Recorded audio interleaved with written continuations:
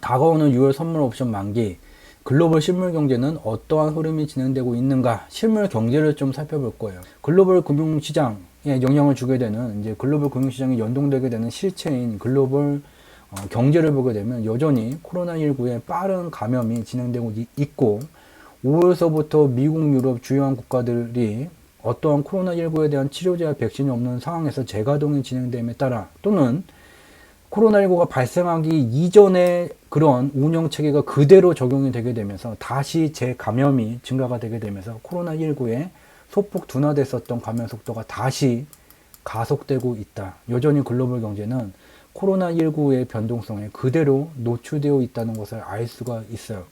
코로나19에 이제 감염이 되게 되면 실물 경제가 완전히 멈춰서게 되면서 경제 성장률이 마이너스에 나타나는 현상을 미국과 중국에서 살펴볼 수 있고, 그렇지만 중요한 것은 경제가 영원히 멈춰서는 게 아닌 재가동이 진행이 되게 된다면 주요한 경제 지표의 실적 개선세가 빠르게 나타나고 있음을 중국과 미국을 통해서 확인해 볼 수가 있다.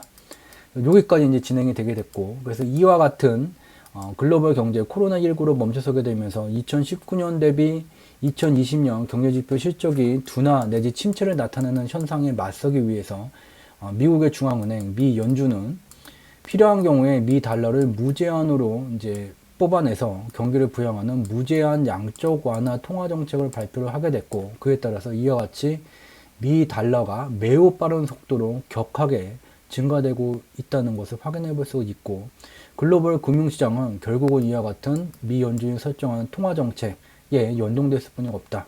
왜냐하면 어떠한 국가든지 간에 물물 교환의 매개체가 되는 금, 다음으로 인간이 만든 화폐를 매개체로 사용하고 있는데, 여기에 매개체의 근간이 되는 게 바로 환율제도의 근간인 미 달러가 된다.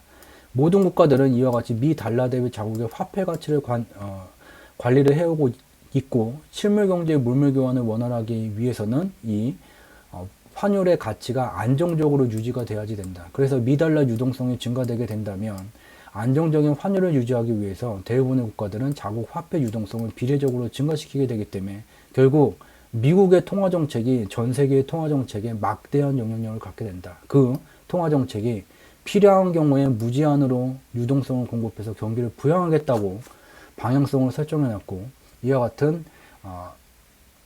일정 수준을 넘어서는 유동성이 지속적으로 공급되는 기간이 누적되면 누적되게 될수록 실물 경제는 코로나19의 감염이 진행됨에도 불구하고 다시 이제 활력을 찾아갈 가능성이 매우 높은 시점이다. 이러한 방향성에 연동되어서 글로벌 금융시장도 움직이게 되는데, 한 가지 주목해야 될 것은 유동성이 일정 수준을 넘어서 지속적으로 공급이 된다고 하더라도 글로벌 금융시장의 운영 메커니즘에 따라서 이와 같이 금융시장은 일정 기간 조정을 나타나게 된다. 글로벌 금융시장의 운영의 메커니즘은 뭡니까? 바로 주가를 상승시키는 경제지표, 이 카페에 들어오게 되면 그에 대해서 매우 상세하고 눈으로 직접 확인해 볼 수 있는 실증 검증을 한 이 자료가 있고, 이 자료를 좀 참고를 해 주시기를 바라겠습니다. 내용이 굉장히 많아요. 여전히 글로벌 경제는 이 코로나19라는 높은 감염률을 갖는 전염병에서 헤어나지를 못하고 있는 중이에요. 여전히 코로나19에 대한 어떠한 치료제와 백신도 없는 상황이고, 코로나의 수명 주기를 보게 되면 이전에 이제 최대 640만 명까지 감염되는 그런 수명 주기의 상단이 감염 속도가 줄어들지 않음에 따라 돌파가 되게 되면서 이제는 최대 1280만 명까지 감염되는 수명 주기를 갖는 생애로 탈바꿈이 됐어요. 그래서 현재 이제 평균 상승 속도를 의미하는 경유지를 소폭 이제 상회를 하게 되면서 성숙기 이제 초율까지 들어왔는데, 보통 어떠한 이제 주가 지수가 됐던 어떠한 경제 지표의 지표값이 되게 됐던 성숙기에 이 경유지를 넘어서 성숙기에 들어오게 되면 1차 상승을 마무리하고 일정 기간 둔화가 나타나게 돼요. 근데 중요한 것은 속도를 봐야 돼요. 이 속도가 여전히 가속 중이라면 이 위로 이제 더 뚫고서는 가게 되고, 속도가 가속 중이었는데 둔화 내지 침체가 나타나게 될 경우에는 1차 상승이 마무리되는 시점이 다가왔다는 것을 인지할 수 있게 돼요. 그래서 가장 중요한 것은 세계 코로나19 감염 속도가 되게 돼요. 그렇지만 WHO에서도 분석하지 않고 존스 홉킨스에서도 분석하지 않고 어떠한 의료 전문 기관에서도 분석하지 않는 세계 코로나19 감염 속도예요. 그렇기 때문에 저희 경제지표 스토리텔링에 특화된 분석 방법으로 자체적으로 분석을 한 내용이에요. 여기 파란 선으로 나타낸 게 세계 코로나19 감염 속도가 되게 되고요. 코로나19 세계 감염 속도는 2월 13일까지 중국 내 감염이 진행되게 될 때 이와 같이 매우 빠른 감염 속도를 나타내게 됐어요.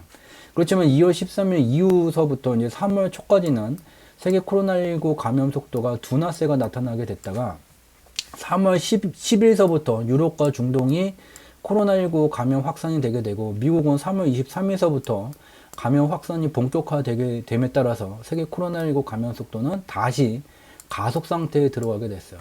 그러던 중에 4월 중에 미국과 유럽 등 주요한 국가 경제들이 코로나19의 백신과 치료제가 없는 상황에서 맞서기 위해서 고강도 이제 사회적 거리두기가 진행되게 되면서 실물 경제가 멈춰서게 됐어요. 여기서 실물 경제가 셧다운이 되게 됐고, 그동안 이제 3월서부터 다시 가속되던 세계 코로나19 감염 속도는 4월에 주요한 국가 경제가 멈춰섬에 따라 가속도가 살짝 이제 약하게 둔화가 되는 국면으로 들어가게 됐어요. 근데 이제 문제는 5월 초에는 이제 문제가 없는데 5월 중순으로 다가가게 되면서 특히 이제 5월 말로 다가가게 되면서 멈춰섰었던 미국과 유럽 등의 국가가 재가동을 시작하고 있는 중이에요. 문제는 여전히 코로나19에 대한 어떠한 치료제와 백신도 없는 상황이에요. 그렇게 되게 되자 약한 둔화세를 나타내던, 즉 주요한 글로벌 경제가 멈춰섰었던 4월에 약한 둔화세를 나타내던 코로나19 감염 속도가 다시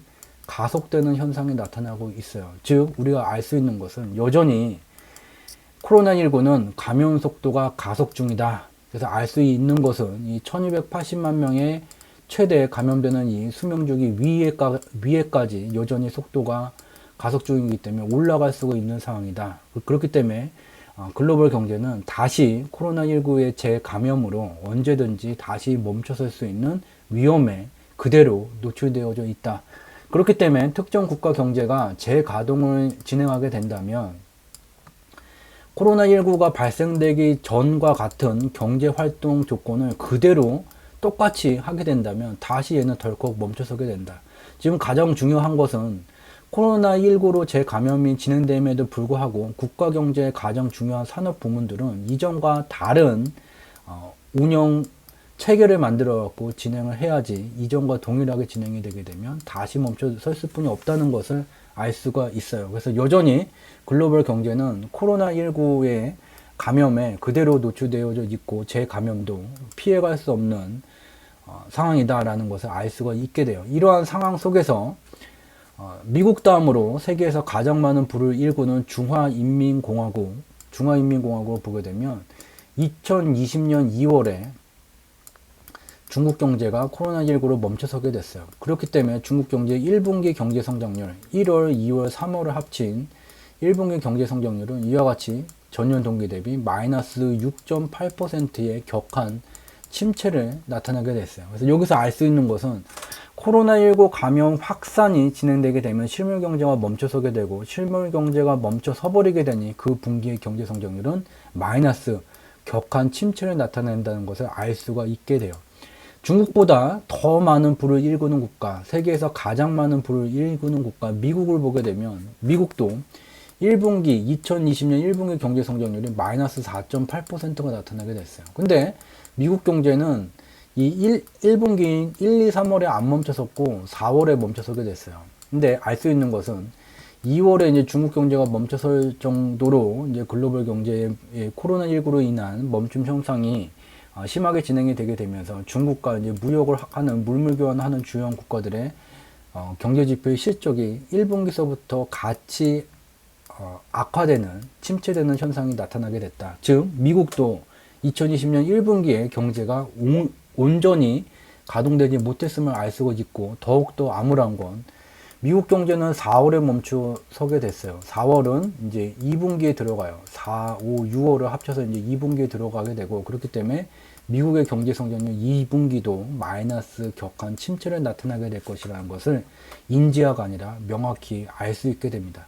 특히 미국은 2020년 1분기에 마이너스 4.8%의 경제 성장률을 기록을 했는데 2008년 글로벌 금융위기 시기에 마이너스 8.4%의 경제 성장률을 기록한 이후에 두 번째로 낮은 경제 성장률을 나타내고 있는 중이에요. 그리고 문제는 코로나19가 여전히 감염 속도가 가속 중이기 때문에 2분기에 가게 되면 얘의 이제 경제 성장률이 더 2008년 수준을 넘어서 더 침체될 수 있다는 것을 알 수가 있게 됩니다. 이와 같이 글로벌 경제, 세계에서 가장 많은 부를 일구는 국가들이 코로나19로 인해서 덜컥덜컥 실물 경제가 멈춰서게 되면 이와 이제 이러한 국가들과 물물 교환을 하는 대한민국을 포함해서 주요한 국가들의 경제 실적도 매우 급격히 악화되게 됩니다.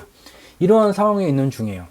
근데 다소 이제 희망적인 부분이 비록 이제 경제 성장률 분기 기준 경제 성장률은 마이너스를 나타내는 상황이지만 우리가 주목해야 될 부분은 중국 같은 경우에 2월에 경제가 멈춰섰다가 3월서부터 재가동이 나타나게 됐어요. 근데 경제 지표를 보게 되면 중화인민공화국의 기업 신규 주문이 경제가 멈춰섰을 때는 이와 같이 이제 급격한 침체를 나타냈다가 정상 컨디션이 아님에도 불구하고 3월서부터 재가동이 진행이 되니까 바로 실적 개선세가 나타나는 것을 눈으로 확인해 볼 수가 있고, 미국의 기업 신규 주문은 이제 5월 데이터가 조회가 안 돼요. 그래서 4월까지 보게 되면 경제가 이제 4월에 멈춰섰으니 중국과 같이 이와 같은 격한 침체가 진행된 것을 확인해 볼 수가 있고, 5월 데이터가 나오게 되면 5월서부터는 이러한 개선세, 누적될수록 경제가 재가동된 기간이 누적될수록 개선세가 나타날 것이라는 것을 알 수가 있어요.